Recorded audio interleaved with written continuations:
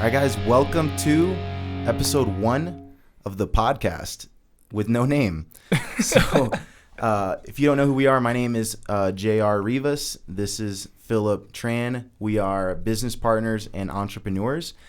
And we decided to start a podcast to talk all things short-term rentals and long-term rentals and entrepreneurship, finance, etc.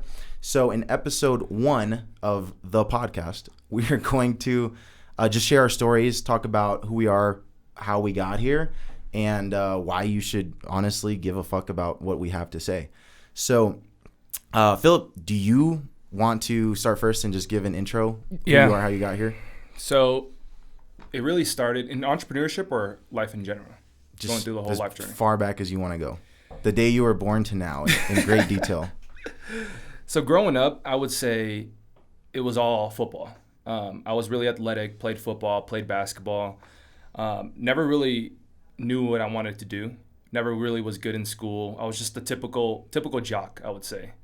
And started football when I was 8. A lot of people don't know about this, but I actually started football when my dad had cancer, lung cancer. And it was just a way for me to kind of get out of the house and do something that I enjoyed rather than going to school. And then growing up, I was fat. I was the slowest one on the team. I wanted to be a wide receiver. For anybody that doesn't know what a wide receiver is, it's basically you got to be one of the fastest dudes on the team. And I was the slowest. I was the fattest, and basically got made fun of. Like, dude, you're not gonna play receiver. My dad basically came to me and was like, "Hey, you got to play quarterback. You got to lose some weight." I actually had to lose 20 pounds in a month to make weight on a Pop Warner team. How old were you? I was 8. Bro, so your dad body shamed you at 8 years old? I wasn't body shamed. It was actually the rule. I had to be 140 pounds to make weight. Basically, I was 8 years old. I was like 8 or 9 years old at 160. Damn, that's crazy. So every day at practice, everybody was practicing, and I had to wear trash bags, basically, to lose all the weight. And I just ran the entire practice. So once I grew out of that phase, I actually lost the 20 pounds, played football, didn't play it down. Didn't even touch the field. Then I basically moved into quarterback, grew up, went to high school. That's where I kind of excelled. Starting freshman year, I was like, okay, I really have something here. I can make something work. My parents started university. So you played freshman football and you were quarterback? Freshman football, and I had like 2 practices. The varsity coach came to me and was like, hey, you could be the varsity quarterback on the team as a freshman. Damn. And my dad was like, no, you're not doing that. He's like, you still need some developing. My dad was like my mentor the whole entire way. Obviously, my mom was there too, but my dad was like really invested. But basically, he told the coaches, he was like, no, you're not playing football. You have to develop. You got to focus on school too. Like, mind you, my GPA is like 2.5. Like, I never gave a fuck about school at all. And then basically started training, played freshman year JV, then moved into varsity, got all this press going on, setting records in the school. A private school in the Bay Area contacted my dad and I and basically said, like, hey, we'll pay for your tuition to come here and play football. You'll get a scholarship, basically. Came there, played 2 years, ended up getting an offer from Cornell University, Ivy League. Didn't have the grades to go. And I basically took the SAT. They wanted a 1,400 SAT. And I was basically shy of that. So I was like, you know what? Honestly, I don't even want to go to Ivy League because it's just way too much work. And I was in a private school at that time. So I was like, dude, there's no way I'm going to go to private school. And then ended up going to community college in LA, played football there. And in the meantime, I'm like door dashing. I'm buying sneakers and reselling them. Basically, I would buy sneakers, Jordans. I was like a big Jordans fan, and wear them twice and then sell it, basically. For more than what it costs. And I would, like when you buy a certain amount, they'll be like, hey, if you buy a certain amount, we'll give you free shoe cleaners. So I'd buy the shoe with the shoe cleaner for like $200, and then I would resell the whole entire package for like $235, and then I'd pocket $35. So that's what I would do while I was in junior college, just living with the roommate. Moved to the East Coast. This is when I actually saw your program, because I got a scholarship in the East Coast to go play football at Division II in New Hampshire, private college. Saw your ad, invested into your digital marketing program, scaled that solar agency, marketing agency up to like 60, 65K. So at this point, you're like 21-ish. Yeah. I'm like 21, turning 22. Okay. Got your program, scaled that up. And then when you shut down your program, I started my program, coaching agency owners on how I scaled so fast. And then right after that, I was like, I'm going to drop out of school. Shit's just way too busy. There's no way I can play football. There's no way I can. Plus, you're also making more than like you would have made with your degree. Yeah, and what changed, like what triggered me was when I had a one-on-one meeting with my head coach, and he was like, "So, are you fully invested into us?" I'm like, "What do you mean?" And he's like, "Yeah, like, are you doing business? Are you doing football?" I'm like, "I'm doing both." He was like, "So, is what you're doing legit? Is it legal?" And I'm like, "Doing marketing for solar companies?" He's like, "Yeah, but it's like all online." And I'm like, "What do you mean? It's legit." And he's like, "Oh, okay." And then next week I was like, I'm dropping out. Because after that I was like, he's not going to support what I'm doing. Although he was a great coach, I had great coaches. They weren't going to support you doing both as a quarterback of the school. At this point, you're like the starting quarterback. They recruited you. You flew across the country. Yep. Like they invested a lot into me, basically getting me all the way to the East Coast. And they're like, "Hey, are you going to be half-half? Because we can't have you half-half." And then I just got kind of offended too, saying like, "Is what you're doing legit?" I'm like, I'm doing marketing for companies, for businesses, like brick and mortar businesses. And after that, I really had a thought about it. I was like, this honestly, like football is not a long-term thing. Football in school, like depending what you're doing in school, like if you're going to become a lawyer or a doctor, like that's fine. School, do it. But for me, I was doing business and marketing. At that point, I'm like in a marketing class, learning about like consumers and stuff like that, while I was like on my computer worrying about my marketing agency in a marketing class. Yeah, I remember when we met, you were like, "Yeah, I gotta hurry up and like automate this, like build and automate this agency because I'm starting football again soon." Yeah. And I remember when you said that, like honestly, like the thought, I remember that moment vividly. We're on Zoom or whatever. The thought in the back of my mind was like, it was kind of like, this guy really thinks he's going to grow and scale and automate an agency like in like 3 months and then go play football. And just you remember when you actually pitched me, you were like, "Hey, what's your biggest bottleneck right now?" I was like, I don't know. He's like, "Look, you dropped your calendar link. Let's get on the call." I had no idea what you're going to say. You jump on, you're like, "Dude, yeah, we can get you to 100K definitely before the season." And I was like, I definitely did not say definitely. You were like, I never said that. We could definitely do that by that. You should be shooting for 100K. Because I was like, I just want to automate it. 60K is fine. I just want to automate it. Yeah, because my logic though is like, you were able to get to, I always say like, going from $0 to $10,000 a month is hard. Yeah. Going from 10 to 30 is a little bit easier, but going from 30 to 100 is the same as going from 10 to 30, just more. Right. More of whatever you did to get there is the same. So that's basically what my logic was. Right. So basically you pitched me on that, and then I was like, "Nah, I'm not gonna do that." I'm just, honestly, I didn't even like at that point. I was coaching already, moving to coaching. It was just, for me, the whole marketing agency world is just a whole different game. Like you actually have to love it in order to do it. For me, I care more about, working with people like how you were working with me, right? Like changing people's lives, getting them real results, right? Like what a company, like they're doing $10 million. If they're doing like $10 million a year, right? Let's say you get them an extra couple sales a month. The only difference you made is probably like, what, 50K? No difference at all. No, barely any difference. They don't appreciate you the same. You know what I mean? But if you help somebody leave their job and hit 10K a month, 20K a month, dude, they're going to love you for the rest of their lives. Yeah. You know what I mean? So it's just a totally different game. After that, so I dropped out, told my girlfriend, Monica, was like, "Hey, I'm dropping out of school." She was like, "Seriously?" She was like, "Yeah." Called my coaches, told them I'm dropping out. Called my mom, called my dad, told them I'm dropping out. What was everybody's response? The coaches took it horribly. My parents, they were totally fine, supported it. Monica supported it as well. And then I was like, "We're going to move next week." She's like, "To where?" I was like, "I don't know." And and my family's from California, so I was like, maybe California. We visited Denver for your event, so I was like, why don't we just move to Denver for a year, see how it goes? And for me, at this point in my life, like it was in California, I was in the Bay Area my whole life, moved to LA, moved from LA back to the Bay, from the Bay to the East Coast.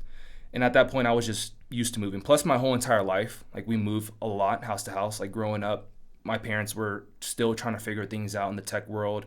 And we moved houses a lot and moved. So at that point, I was just used to it. Like it wasn't anything different. With Monica, it was a little bit different. When telling my girlfriend, like, hey, we're going to move next week, she was like freaking out. And I'm like, it's fine. We're going to move. But she also followed you from California to she did. New Hampshire, which like. Nothing there. You got to drive 45 minutes to Boston and then you have something.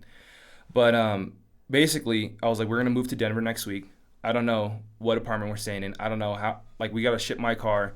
So we ended up moving to Denver. We get there and we're just still not settled because, like, we have to move. It's just, like, been a whole long process. We don't know anybody there. My dad flew out, helped us moved in.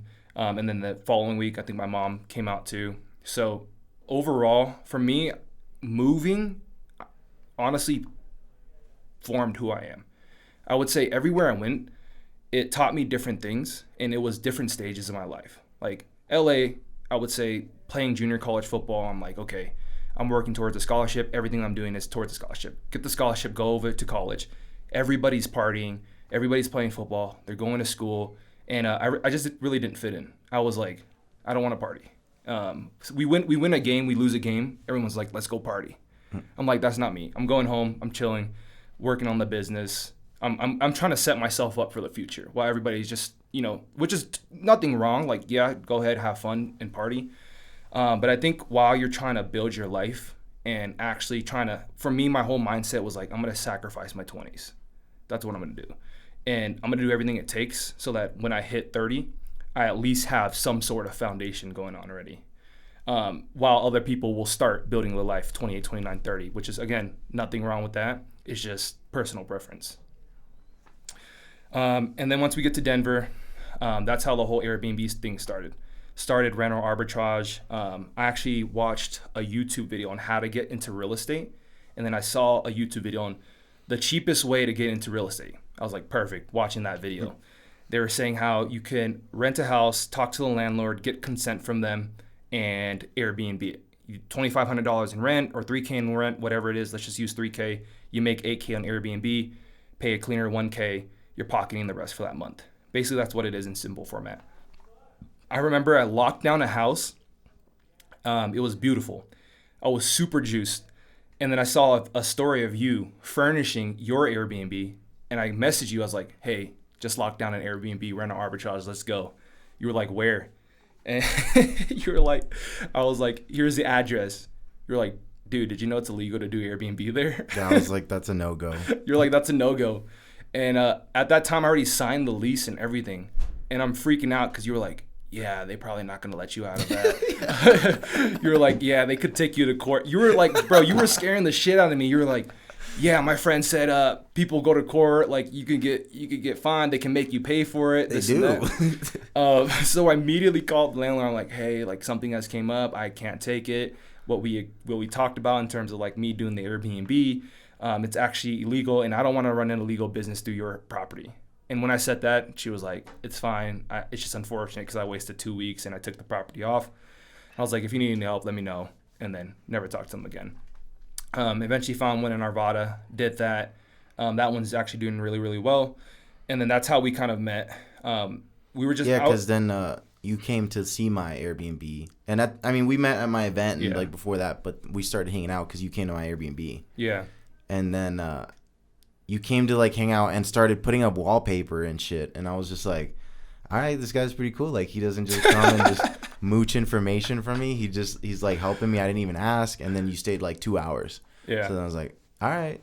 Bro, and then I remember we were setting up the Airbnb and you're like, dude, I've been at this for like 21 days now. And I'm like, bro, you don't even have a sofa. It's like, well, you had the sofa. You were just like, you were still putting things together. Your mural still getting set up. And me and Monica came over and we're like helping you set up. And then they went out and then we were just like watching UFC. And that's kind of how our friendship formed. And then we just picked each other's brains in terms of like, oh, Airbnb and like you were asking me like, oh, how did you even approach the landlords and run arbitrage? Mm-hmm. And then I think you like that model, and that's eventually down the line we were able to partner on this program essentially. And even though I asked you like 2 or 3 times and you said no, and then finally you were like, all right, let's do it. So that's really the full rundown of how it started from A through Z. Yeah. Yeah, so we're still kind of early in the, I would say, in the journey. I mean, we're early and we're both super young, so we're still both early. Yeah. But yeah, so my story is a little different. I was born in New York City, and by the time I was like, I'd say 12 years old, I had already lived in like New Jersey, Florida, Florida 2 different times, Las Vegas, Colorado, and then we moved to Pennsylvania. My mom was a single mother, and I didn't meet my biological dad till I was like 8 years old. And she was like a waitress. So it was like me, my sister, my mom, my entire childhood. And we moved a lot, like a shit ton. I don't know why, but poor people just move a lot. Bro, that's what I'm saying. It doesn't make sense because you're like, you don't have money, so you should stay in one place. But like, it's like you move for opportunity. You move because like your rent went up, and like it's your friend from that lives in this state says like, oh, you can come stay with me, and I got a job for you. Like, there's just a lot of shit that happens. Yeah. And yeah, so I remember one time we lived in like a 1-room studio for like, it was in the back of a house. It was like an ADU kind of, but like attached, and it was super tiny. It was in a garage? I don't know. It was like, nah, it was just like the back of a house that they converted into like a little studio. Dude, for us in like the Asian household, if there's an extra room that's not used, like just an extra space that's not used, my family's like big in construction. So the next day we're just like up building a room in there. So like, most of the times we never use a garage. Like we turn the garage into a room to unit. Fit, into a unit to actually fit somebody in there and create more space. So I get what you're saying. So yeah, so that was in Florida, and dude, I remember from like the time I was like 6 years old, like I remember just like I walked home from school from the day that I was like 5. Like I remember literally, I have a really vivid memory of my childhood. Like I can remember vividly back to like 4 years old. Like the preschool I went to, what my teachers looked like, what we did for fun. And I remember walking home by myself, or like with some of my other friends that were also super young at like 5. Yeah. And I don't know, I was just a smart kid. Like my mom was like, hey, anyone offers you candy, just stay the fuck away. And she would always tell me stuff like that. She's like, don't ever talk to anyone. If you're home alone, someone comes to the door, don't even check who it is. And we ended up moving from New Jersey to Vegas to Tampa to Colorado, and then Colorado to Pennsylvania by the time I was 12. Yeah. And we moved to Pennsylvania finally because I had family there that had moved from, like my mom's sister had, both my parents were born in Dominican Republic. My mom's sister had come over from DR. They had moved from New York City. So we're like, all right, cool. Family support. We get to Pennsylvania, and we're like living with my aunt and shit. My mom ends up buying a house. This is during like 2008. So this is like when they were giving houses to people that, I'm like, thinking back, I'm like, how did my mom get a house? Like she had just moved to the area, did not have like 2 years of employment history. Like, she was like a waitress, right? Yeah. Went from being, at that point she had moved from like, she was working like a natural food store. Yeah. And then she had gotten a job at like a warehouse or something in Pennsylvania. And they're like, here's a mortgage. So we move into this house, but it's like built in like 1904. We're living there. By the time I'm like, at this point, I'm like 13, 14. One of the pipes like burst or something. Like, I don't remember what happened to it, but basically we didn't have running water. Yeah. And we would get some water sometimes, but it was like very low pressure, like not enough to like even like brush your teeth or anything. And we lived without running water for like 6 months. We would just like go to my aunt's house to shower or whatever, or we would just figure things out, like get water, put it in a pan, boil it, just do stuff like that. Damn. And after that, my mom got a job, and she would work from like 3 to 11. So I would come home every day from school, and she wouldn't be there. And then I would, by the time that I was sleeping, she would get home. So like, and then by the time I wake up, she's sleeping. So it was like we never really even saw each other, except. How was your guys' relationship like growing up? It was good. I mean, she just worked all the time. Right. Like I did recently, and I think anybody listening should like have this conversation with your parents. But like I asked her like what was it like the day I was born? Like everything. Like what were you wearing? Where was this? What were you thinking? Was I on time? Like what time of day was I born? What was the very next thing? Who watched me when I was a baby? Right. And it was like really insightful because I was just like, damn, like this is hard. Yeah, like because you see what they go through. You're making like 24, 30K a year with a kid by yourself. Tough. And we'll talk about my dad in the future. But I didn't meet him till I was 8. Long story. But so essentially it was just me, my mom, and my sister growing up. Right. At like 16, I just got interested in entrepreneurship. And I was just like, I remember we had like a career day at school. And this guy came in, and this dude was a millionaire. He just like it was kind of funny. He would take $2 bills to schools and then give them to kids. Right. And the whole philosophy, and he like wrote a book, and it was about how he like started with $2 in his pocket, and now he's a millionaire. And this dude had a plane, was super legit. And he comes to our school for like a career day, because I went to like high school in like the hood. Like some of my high school experiences, when I talk about them, like I thought everybody's high school was like this, but nah. So he gives us this sheet, and it's like these are all the professions and what they make, and it was like everything from like, I don't know, an assistant to like a doctor and everything in between. And all the salaries ranged from like 50, 30, maybe 35 to like 200. And then I like literally went all the way to the right column, went to the income, went straight down and tried to find like the highest earning professions. And it was like doctor, lawyer, engineer. You're that like, well, I'm not any of those. Yeah. And I was like, my GPA was like 2.4 and I hated school. Like I hated school. And but I was never like dumb. Like I was always very curious, and I could figure out anything that I put my mind to. I was just like, I just knew like I wasn't gonna get where I wanted to go with this formula. And I started talking to my guidance counselor, and to this day I troll him, and I'm like, yo, just bought another house, no college degree yet though. Text him? Yeah, we talk all the time. Damn. Shout out to Jeffrey Penizzato. No, he's really cool though. Like now he's like, you know, he still will tell me like I need to go to college, but he's very supportive now. He's like, and hey, he's JR, like, go get your master's. He's like followed my journey. But anyways, so I'm like depressed. I'm like, dude, I'm not gonna be any of these things, and like all of these require a degree. And I was just smart. Like I knew like $50,000 a year after taxes, health insurance, a mortgage payment, a car payment was like dog shit. You're left with like 20K. Exactly. Less. So I just knew that from watching, from just, I don't know, I was very observant. And so I go up to the guy and I was like, hey, all these like, there's only like 3 that make 6 figures on this whole list. He's like, what else you got? And yeah. And he was like, well, there's another thing that's not on that list. And I was like, what? And he was like, oh, it's what I am. It's called an entrepreneur. And I was like, how does that work?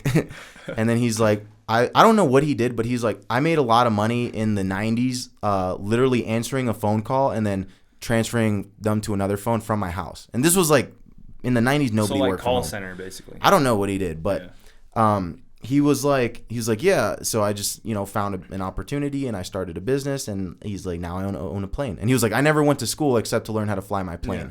I remember those words vividly because I was like, all right, this is like hope for me.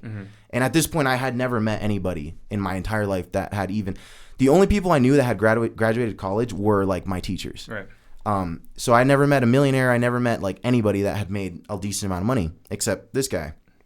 And I'm like, all right, like he's, you know, average looking dude. He's saying like he did this, like I was interested. And he gave out his book and stuff, and he gave us all the $2 bill. And then I went home and I just started doing all this like research. And this was like, YouTube was like kind of YouTube at the time was only used for like music. Yeah. Like nobody was really like looking for information on YouTube. It was just like funny videos, viral videos, and like music videos. So I like started doing research, and I found like all these books. And I never read a book in my life that I wasn't required to read. And I find like Tim Ferriss's The 4-Hour Work Week and Rich Dad Poor Dad. How old? I was 17. Okay. And I read The 4-Hour Work Week, and I was like, all right. I just, at that point, like, you know, like the most gullible people are people who want that outcome so bad that they're like, they'll fall for anything. Yeah. That was me at the time. Like I was like, I don't care. 4-hour work I don't week. care if this is real or fake. Like, just the idea that there's 1% chance it could be real is good enough for me to try this. So it just gave me hope. And then I read Rich Dad Poor Dad, and then he was telling me like exactly what I wanted to hear. He's like, school is bullshit, student debt is bullshit, buy assets, not liabilities. You'll never get rich working for someone. You'll never get rich being he says you'll never get rich being self-employed either. He's like, you have to be an investor. And I was like, cool. Well, nowhere in here does he said, and he says like his rich dad went to college and did all this stuff. His poor dad didn't. He was an entrepreneur. He found his own way, blah, blah, blah. Yeah. So at this point, like, I'm graduating high school and I'm telling everybody, I'm like, yo, fuck this college bullshit. I'm like, literally, I was like 17. I'm like, I'm going to start my own business. And everybody's like clowning me senior year. Yeah. In my yearbook to this day, I still have it. Like 10 people say, oh, have fun trying to be a millionaire. Good luck on being a millionaire, blah, blah, blah, blah, Bro, you blah. should have saved that book. I have it at my house right now. And the funny thing is, like, half these people have messaged me, even the ones that like went off to be like a chemical engineer and like do well. Like, hey, what do you have do? messaged me and been like, hey, I'm always looking for extra income. Like, can you show me how you're buying a house or whatever? Yeah. And I've been gracious enough to most of them. Like, I'll give them advice or give them a book or whatever. Mm-hmm. But I saw this, like, I was like, this is gonna happen. Like, when I just had massive self-belief at that level, because I was just like, I don't know. I had like, the world hadn't like beat me up. So I was like 17 and I was like, although like I had failed at a lot of things at that point. Like, I sucked at basketball. I played sophomore basketball. I scored 12 points all year. Right. And I barely ever got to play. Like, I literally would and then I ran track. I sucked at that. And I never had like no one ever really taught me, like, thinking back, no one taught me like the values of sports that you learn, like hard work and don't give up and all that kind of stuff. To me, sports was just a way to like get out of class and just kind of like have fun. Like, I didn't. Yeah. When I got to high school basketball and I saw how seriously like the coaches took it, I was like, holy shit! Like, I was like, I'm not ready for this at all. So so at that point, I started a fucking tax business at 18, and my logic, I had no money, and this is where I always say, like, if you don't have money or resources resources, you have to be resourceful. Yeah. And at the time, I read this book. So I had come out of high school, and I'm looking for like, what am I going to do with my life? And all my friends are going to college, and I was like, yo, I got 4 years to figure it out before these motherfuckers get out of college. And if I'm still figuring it out by then it's going to be sad. So you had the prove them wrong mindset. Yeah, exactly. Yeah. Definitely. Yeah. 100%. So would you say most of your mindset at that age and stage is you had your friends in the back of your mind, like, I can't let them say they got me. Like, yeah, and the majority of my close circle friends, they weren't doing shit. They were just like, we would skip school, they would smoke weed, party on the weekends. That's typical. It was just typical. Like, none of them really went to college of my immediate friends. Right. Like, one step out of like the people I hung out every day, those were the people that were like, yeah, okay. Because they also saw like who I was at the time. Right. So I get out of high school, I'm like, I'm going to learn how to do taxes. And I just thought about it, and I was like, okay, I started Googling, like, how much does a car wash cost? How much does a restaurant cost? And it's like 1.4 million, 5 million, blah, blah, blah. So I'm like, what can I start with, like, not a lot of money? And my friend's mom had a tax office, and we would like go hang out at her office sometimes at night. And so I was like, okay, I could start this business with like $10,000. I was like, all you need is some computers and a space. Yeah. And at the time in the city that I lived, like Allentown, Pennsylvania, rent was cheap, especially even for commercial spaces. So I was like, all right, I could probably save up 10 grand. And I didn't even think like, you don't know how to do taxes. I was just like, start the place and then just figure that out later. And I was just like, it can't be that hard. Like, I was like, it's probably, now knowing what people charge for taxes and how easy it is, number one, software does everything. You do the data entry and it does everything else.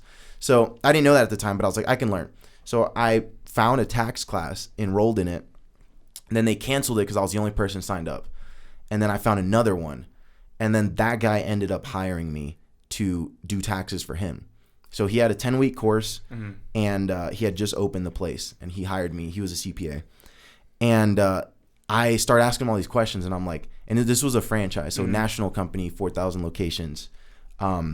He hires me. I start asking him all these questions about how do you run this? How did you start this? And he's like, oh, if you want more information, just put your email online, and they'll send you like a brochure. This was Jackson Hewitt, right? No, Liberty Tax. Liberty Tax, yeah. I didn't want to give them any free clout, but thank you. So the next day, this guy calls me. He's like, hey, I'm from Liberty Tax, blah, blah, blah. And I'm like, I'm only like 18. And he's like, ask me how old I am. I'm like, how old are you? He's like, I'm 58. Last year I was 57 and the oldest man to try out for the Olympics in wrestling. So don't tell me anything about age, because I used to work on a Navy ship and I had guys your age dealing with nuclear weapons. Damn. So literally, like, bro, just even now, like, we get a prospect on the phone that's 18. We're like, we're not gonna say, hey, you can't do this. We're not gonna say you can't do this, but I'm also like, okay, this kid's 18. Like, he probably doesn't have the funds. He'd probably and this was expensive. Yeah. Like, it was $40,000, and then you needed 25 operating. But we also know a lot of people on our network that are 18, 19. Like, we have a 19-year-old kid we have a 19-year-old guy on our team who's super smart, and it's like. But at the time, like, it was like, this was like 2013. This was like pre 18-year-olds making hundreds of thousands of dollars. Yeah, exactly. So he's like, if you're the right person for this, like, we'll make it happen. And I'm like, I don't know what that means, but let's do it. So I go back to the guy that I'm working for, and then he's like, hey, why don't you buy one of my offices? And I was like, because I have no money. And then he's like, well, I could, like, maybe we could work out a deal. Yeah. So at this time I had maybe like $3,000 to my name. Mm-hmm. And we worked out a deal, and he wanted like $15,000 up front. And it was going to be like seller financing, which now, knowing what I know now, most businesses are sold through seller financing. Right. But at the time I was like, okay. So I go to like all these banks, and this is 2012, I think, at the time, 2012, 2013. And so the market had crashed like 4 or 5 years before. Economy's still recovering. It's still hard to get a loan. So I make a business plan, and I go to all these banks. And one of the banks was like, you're the most prepared person I've ever seen, but you're also 19, and you have no collateral, you have nothing, like, we're not going to give you this loan. They just don't trust you. It was just like, I don't know, it was just a tough time, like, in the economy. Right. I mean, even today it might be hard to get a loan as a 19-year-old. So I go back to the guy, and at this time I read the book The Art of the Deal by Donald Trump. Mm-hmm. And he talks a lot about negotiating, and he's like the ultimate finesser. There's actually a funny story in the book where he talks about, like, he brings an investor out to one of his job sites, mm-hmm. and he calls everybody on the job site, and he's like, hey, I'm bringing an investor out. Just start moving dirt around. He gets all these random people to start moving dirt around to look busy. And the investor comes to the site, and he's like, hey, this is the busiest job site I've ever seen, but why did that guy just take dirt from that pile and move it back, and then move it back to the same pile? And he was like, oh, I don't know. He's probably just testing something. So in that book, he says, like, if you, and this is like, regardless of how you feel about Donald Trump, like, he's made some moves in business. Yeah. So he says that when he wants to do a deal, he just decides what he wants, and he just keeps pushing until he gets the deal. Mm-hmm. So that's what I did. I just, like, kept pushing this guy. And I was like, dude, if I don't buy this, he had to sell it. Like, he was at a point where he had to sell it. I was like, if I don't buy this, who's going to buy it? So he has to make a deal here. So he comes back to me. He's like, all right, if you could put down $5,000, I'll finance you the rest. First, I'll finance you 6 months, and in 6 months you owe me $25,000, and then I had to pay him whatever amount, 15 or 20, for like the next 4 years. So did you take it? Yeah, I took it. You negotiated, bro. I negotiated it down to there. So we closed the deal, and literally, so I had $3,000 to my name. To get the other $2,000, I enrolled in community college, and then I took out a loan, a student loan. Oh my God. And then I just never showed up to class, and then I took that student loan, and then I used that to pay him. And then and I think I got some kind of financial aid or something too, because they hit me up for it, and they were like, yo, you never came to class, so you owe us, like, they wanted me to pay. Did you like, pay it off? Yeah, I paid it. Damn. So I paid it that same year. So so I give this guy all my money, and now I have this business, but I don't have any money. So I'm like, there's rent that's due. Like, first, imagine, like, so we bought the place, and I assumed his lease, mm-hmm. but he didn't tell the landlord until I signed. So I hit up the landlord, and I'm like, hey, I just signed, because I knew if we did it beforehand, the landlord was going to want to credit check me and all this stuff. Right. But I knew if we got in, then the landlord would be like, oh, well, I'm stuck with this guy, so whatever. Yeah. And that's what happened. And then the landlord hits me up. He's like, I need first month plus deposit, blah, blah, blah. It was like cheap. It was like $2,000. So I take out a 0% credit card. I run it through my own merchant processor. And then I run enough to pay the landlord for like 3 months. So how much in debt are you in right now? At that point, well, I owed that guy, I think I bought it for like 80. So I owed him whatever. Like I put down like 5. So I owed him like 75. And then I took out those credit cards. So I'm like, so you really thought this tax business was gonna blow up? Yeah, I was pretty. You're like to the moon. At that time, I was just so driven though. I was like, I don't even care what I sell. Like, I didn't care what the product was. I was like, I could have a seashell business. I could have an ice to Eskimo business, and I'm gonna make it work. Because I was like, I just know I'm gonna hustle. Yeah. So first year, so the way the tax season works is January to April, you make all the money basically because that's tax season. I signed on this place in like October, November. Actually, I think it was like August, yeah, because I had a little bit of time. And so I had all this time before we started making money. Mm-hmm. So I ended up like finding people that did taxes and doing all this stuff. And then I increased the revenue of that place 60% the first year. Paid him cash like 4 months later, whatever. What do you say? He was like, cool, do you want to buy the other 2? So then that's what happened. I bought the other 2. And then I'm like 19, 20 at this point. 3 tax offices, 50 something employees. Yeah. And I don't know like what the fuck I'm doing with my life. Like every single day it's like fires. Like I hired all these people, all like 50 people, like basically in one shot by the next tax season. Yeah. And I did that for like 1 year. I grew the offices collectively like 17%. And then I was like, this is not it. I was like, this tax thing is not it. And I saw that like TurboTax was blowing up at the time. All right. And I saw less people were doing their taxes in person. Because you just do it online. And TurboTax can most people do it for you. Exactly. Yeah. But nobody had really started to figure out online taxes yet. Like it was very few people that did their taxes online. So I was like, I need to figure something else out. So I sell that off. I saw all 3 offices, and I moved to Virginia Beach to work for the corporate company doing sales. And then I bought another office from them in Virginia Beach, which was where their headquarters was. This office was like 17 years old. Run that for 1 year, grow at 10%. The industry as a whole flatlined. Like H&R Block, all those people flatlined. So I was like, I'm like 22 at this point. How are they still alive today? I mean, there's still a lot of people that like, dude, if somebody's been with their CPA for a while, like they're just going to keep going to that. Yeah. Plus, like it's easy to do your taxes if you have a simple return. But like for me and you, properties, S corps, partnerships, blah, blah, blah, we still need like a physical person. Yeah, that's true. So, but our clientele was like the families that made like 30, 40, 50K a year, a couple kids, very simple tax return. So, I sell that office to my neighboring franchisee. And I like finance her. And so I'm like, I just want to get out. Like she gave me no money up front. She's going to pay me like over a few years. Ends up never paying me. Right. And at this point, look, I was just happy that she was going to take it off my hands, honestly. So I moved back to Pennsylvania. At this point, I'm 23. Moving with my mom because I'm like, I got to plan my next back one. With your mom. Back with my mom. At 23. At this point, too, all my friends from high school are now graduating college. But I had already lived like 30 lives. Probably reading that yearbook and me like, fuck.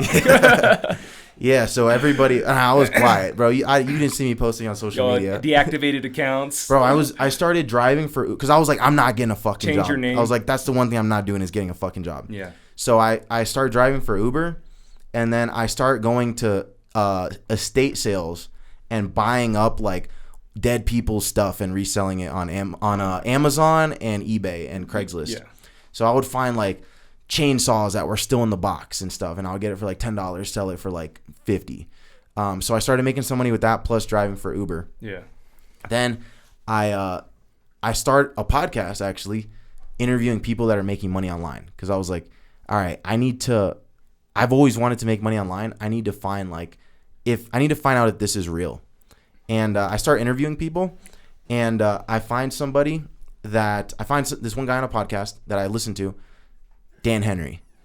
Dan Henry had just got started, which those of you guys don't know, if you Google Dan Henry marketing right now, He's like he Yep. blew up into this big time like internet marketing guru, and I had found him like before he even started doing that.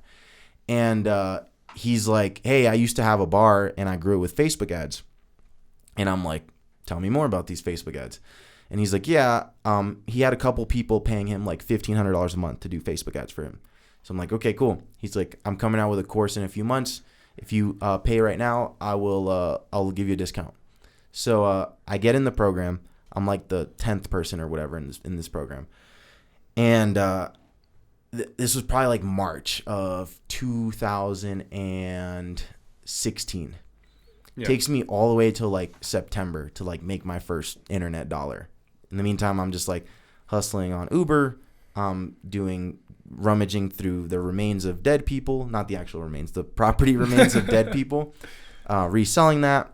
But I'm like living back in my hometown, which I just lied low. I was like, no one's gonna see that I moved back here. Not hanging out with anybody.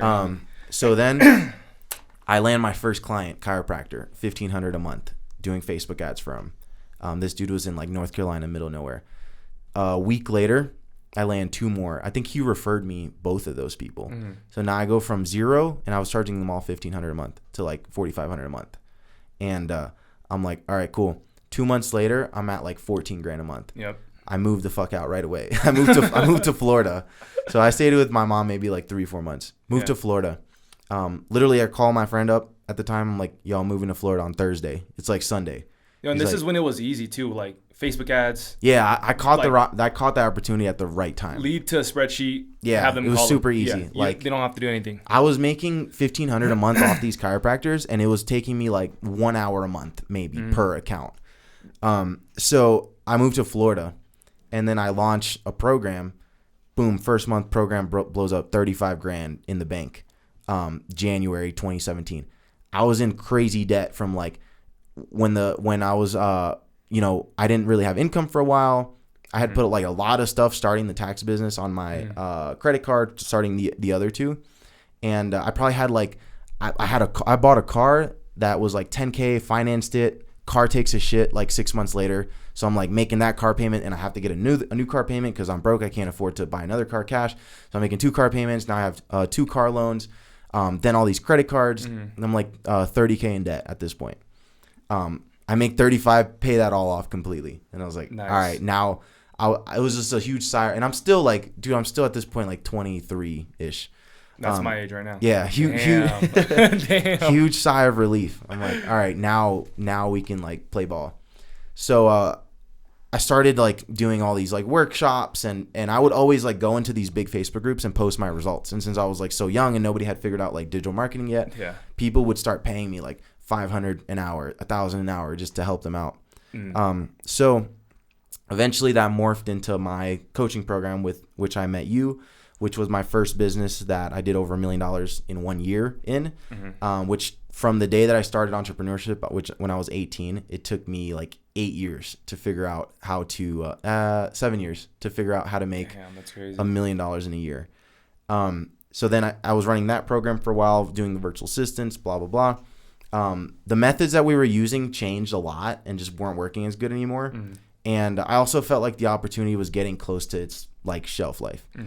And so then I stopped doing that, and I'm kind of looking for, like, I had some money, obviously, because I had run this business for a while, super profitable. And I'm like, all right, I'm going to be a real estate investor. So I was like, I need to take the money that I have and invest it so that I can just cover my base living expenses. So I started investing in real estate. I started doing partnerships in real estate. I started launching Airbnbs. And now I have 14 total units. And then we partnered, like you said, and launched the Airbnb program, which, I mean, that's blown up. Like we've launched it 6 weeks ago, maybe. Yeah, over 120K now. Yeah, 120K in revenue in like 6 weeks. Yeah. And we were talking about like how that was possible. Yeah. And I think that, like, when I look at you, I'm like, dude, you got lucky in the sense that you picked good opportunities early on. Like, I picked shitty opportunities when I was like your age. Yeah. And I'm 27 now. You picked the right opportunities and you worked hard at it. Yeah. I picked the wrong opportunities and worked hard at it. Yeah. And at the time, I didn't realize like there was levels of opportunity. Like, there's a big ceiling for example, if you're going to be a doctor or whatever, there's a cap, or a salesperson or an engineer, whatever, or a lawyer, there's a hard cap on what you can make. Yeah. Like you always have to trade your time for money. Well, the same way there's caps in entrepreneurship. Like there's level 2 opportunities, level 5 opportunities, level 10 opportunities. Mm-hmm. That's why software companies are valued in the billions of dollars when they have like $10 million in revenue, Right. because of the size of the opportunity and the margins and stuff like that, right? Whereas I would consider like a restaurant, I think it's a relatively shitty business model because your margins are super small. You can only fit a certain amount of people in your restaurant. Whereas if you guys have read one of my favorite business books, 0 to 1 by Peter Thiel, and he talks about, he was one of the co-founders of PayPal. Mm-hmm. And he's like, when we started PayPal probably made more money than all of the restaurants in San Francisco combined. Or all the restaurants downtown or something. So it's because of the vehicle, the opportunity vehicle that they're in. So I read that book and I was like, I need to pick my opportunity vehicles better. Yeah. But that's why like software is like, I would consider software companies like a level 10 opportunity, because you can scale software without adding more costs. You can scale users with much less cost. Whereas with a restaurant, in order to scale a restaurant, you need a second location, or you need to find a way to cram more people in there, or you need to raise it. Like there's a hard ceiling on the scalability. So I feel like that was the case in my tax business. The number one entity in our business was like, this guy had like 30 offices. I would be surprised if he netted $1 million a year. I think maybe he did like 5 or 6 offices. million. Yeah. And they were like major headache. This dude actually got raided too by the FBI because that's another story too for another day. But he got raided. Like the FBI showed up at his office and like one of his offices because they were doing some fraud. I don't know if he knew or didn't know, but still, like it's a lot of shit, right? Yeah. So yeah, I think that's like your strength, but that's something that took me a while. I don't know if you just like stumbled into it or got lucky or whatever, if you like knew, but a lot of people I think just waste their life in the wrong opportunity. Yeah. And one thing I always say is like, you can be a level 5 entrepreneur and in a level 10 opportunity and crush it. Yeah. Or you could be a level 10 entrepreneur, like a level 10 entrepreneur in a level 3 opportunity, which is what I would consider a restaurant, is still going to do well. Like you're going to be the founder of Panda Express or whatever, Ruth's Chris, own 100 McDonald's or whatever. You're still going to do well. But I think that level 10 entrepreneur in a level 8 or 9 opportunity would 100x. Yeah. Yeah. I think for me, with the opportunities that you were talking about, it was more so of following just the calling. Like, for example, I was like, okay, how can I start a business with literally no money? And it was the digital marketing space, right? You like just messaging people, start trying to get clients, you'll get $1,500 just like that. Like to me, if things were to go to zero, the one thing I would do if I'd have to start over again is just start messaging clients and see what service they need. I would strip. I would be a barber. I'd be a barber. For anybody that doesn't know, I cut JR's hair and my own hair. But basically, it started at the marketing agency, and then people started messaging me, hey, like, can you coach me? I'll pay an hour of your time. And then I was like, okay, there's a bunch of people paying me for an hour of my time. That's when you know you have a good thing, a good product, when you're not even selling it and people like exactly. want it. And then so I started the program, and then eventually I was like, okay, the number one thing you don't want to do is keep all your money in the bank. Like, I need to start investing somehow, some way. And then that's how I stumbled upon real estate and Airbnb. And then people started messaging me like, hey, how did you do this Airbnb stuff? And then I started seeing TikTok blow up. So then I launched ads on TikTok to see who else needs help on Airbnb. And then it kind of just blew up. So I would say the number one thing is following the calling. Like, it literally led me to that. And I'm not sitting there being like, oh yeah, like, I'm just going to sit back and not take that risk and try to start another thing. Yeah. A lot of people will. You know what I mean? You never know what can happen. But also, like, okay, when I was, like, 18, people were like, oh, I remember this girl I worked with. She was such a fucking bitch. I hate her. I hope she watches this. I hate her so much. She's like, I'm telling her my idea. And I mean, granted, I'm the fucking busboy at this, like, restaurant. And she's, like, a server. So at the time, I think, like, the servers are, like, God. Like, they make so much money compared to me. Right. And I'm like, oh, I'm going to start a tax business. And she's like, isn't that risky? And I was like, hell yeah. Yeah, I was like, the way I thought about it, I was like, risky is going going down a path that you know you're 100% going to be miserable if you get that, which was how I looked at school. Yeah. To me, that's risky. Yeah. But I looked at what I was doing as like less risky because I was like, that way I'm 100% sure I'm going to be a miserable piece of shit my whole life. Yeah. If I at least do this way, like I honestly I would rather make $300 a week my entire life and do it on my own terms with the hope that one day I could make $1 million than make $150,000 a year and hate my life and know that I'm going to be stuck doing this forever. Yeah. So at the time I was like, risky to me is like doing what I know is not going to work and hoping that it works. Yeah, dude, I think that's where we relate to. I totally left this part out on my story, but my family they were immigrants too. Like they grew up in Vietnam. My grandpa was in the Vietnam War. My grandma and grandpa are both still alive today, but he was in the Vietnam War. My dad had 6 siblings, so a total of 7 of them. And then they went on a boat. They left the Vietnam War, went to Hong Kong, and then they went to Hawaii. And then when my mom found out she was pregnant with me, my mom and dad ran away, left California because one, they were super young. They were like 18 having me. And then also going to California had more opportunities. So when somebody says like, is that risky? I'm like, my family did all of that for me to take risks. Yeah, it's almost like an insult if you don't do something with your life. It's like my family did all of that shit and went through all of that for me to be able to have the opportunities to take risks. Exactly. And I'm not going to sit back and not take risks because they were the ones that are providing it for me. You know what I mean? So like when somebody says, hey, is that risky? It's like, hell yeah, it's risky, but it's what I'm supposed to do. It's what they want me to. It's what it's the reason why they came here. Yeah. You know what I mean? feel like business, like, dude, you grow up so much faster. Yeah. Like, dude, I remember so my tax office was in the hood, like hood. The average income in the area was 20,000 household, meaning like mom, dad, fucking Uncle Bubba and shit all together under one roof, $20,000. Uncle Bubba. So next door to us was a barbershop. It was really like us on the corner, a little like 99-cent discount store. Yeah. That was like the doorway was like this wide, and a barbershop next to that. Busiest day of the year. Two guys get in an argument at the barbershop. One of them pulls out a knife, stabs the other guy to death. I watched his fucking body get carried out on a stretcher. And at that point, all my employees were like, yo, I don't feel safe working here anymore. And I'm it's like right outside your office. And I'm trying to like lie to them and be like, oh, you know, it's a one-time thing. Like, it's fine. Like, use the buddy system when walking to your car and all this shit. And yeah, like seeing that, I was like, yo. You really told them to use the buddy system. Walk into your car. I mean, what was I gonna say? Like, yeah, I don't feel safe here either. Hey, whoa. Use the buddy system. Don't go out there alone. And we had this promotion where we would give people $50 cash if they filed their tax return. It was kind of like an advance on their return, but we had it in cash, like $50 bill when you get your taxes done. And our fee came out of your tax return. Yeah. So we're in the hood. And the store is actually still there to this day, 12th and Hamilton in Allentown, Pennsylvania. Mm-hmm. And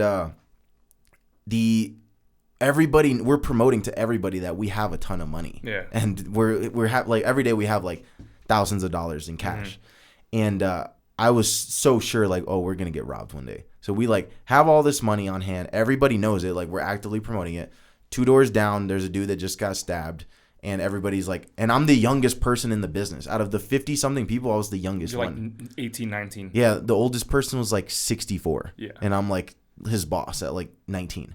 So it just forced me to like grow up really fast because I was just like, dude, I like, you know, this is real. Like, I'm these people's boss. Like, they rely on me or whatever.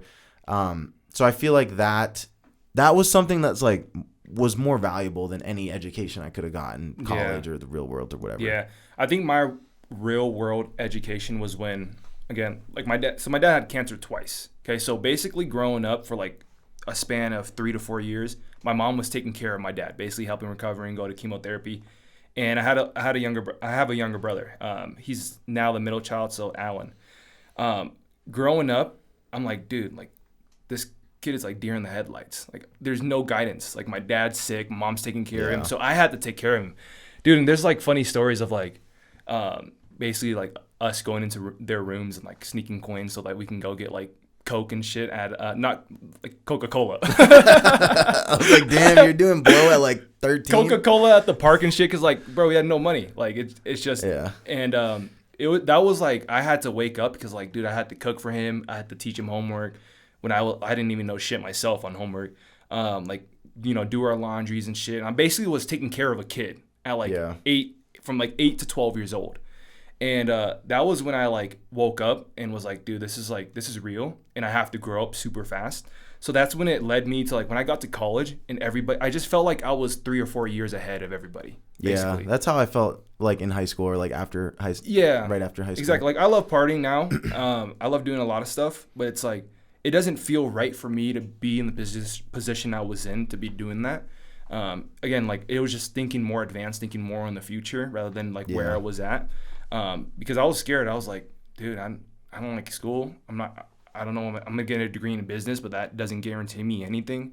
And then that's when I basically stumbled upon the whole entire journey that I went through.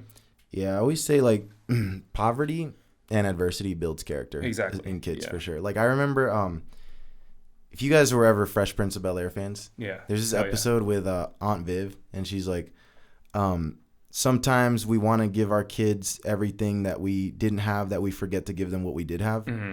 And I'm like, damn, that's so true. That's like, so true, yeah. I'm like, dude, when you're a kid, being poor is like, it's just normal. Like, you don't know. There's no contrast. So it's just, it's fine. Like, everybody's like, I want to give my kid everything. Like, no, dude, my kid's not getting shit. Like, I die, my money is not going to, I'm spending all that shit before I die. Or I'm giving it away. The rest is donated. Yeah, like, because, dude, I don't know. I can't be it's dude, honestly, like, I have less respect for somebody that their parents handed them everything. Yeah. I'm like, I have plenty of friends, I get along with them and everything. But I'm like, you had a huge, like, we started the race back here. You started way the fuck up here. Yeah. Exactly. So I'm like, why? Like, I'll give my kid lessons and knowledge and stuff like that. Mm-hmm. But if I can give them what's in my mind, why would I need to give them money? Because I've given them the tools to do it themselves. Exactly. Dude, and it's like, there's just it's the little things too. Like, for example, I'd get home from school. My dad has this like chain. It's like a Buddha chain that he always wore. I get home from school one day. It's gone off his neck. And I'm like, yo, damn, we're down bad right now. Like, this is rough. And then it's like, I come in my room, my piggy bank's gone. I'm like, bro, what the fuck is going on? I'm like, and it just gives you a wake up call. I was like, this is reality. And you like, when you get older, you look back and you're like, we went through all of that for me to, again, not to take risks. Yeah. Like, you got to take risks.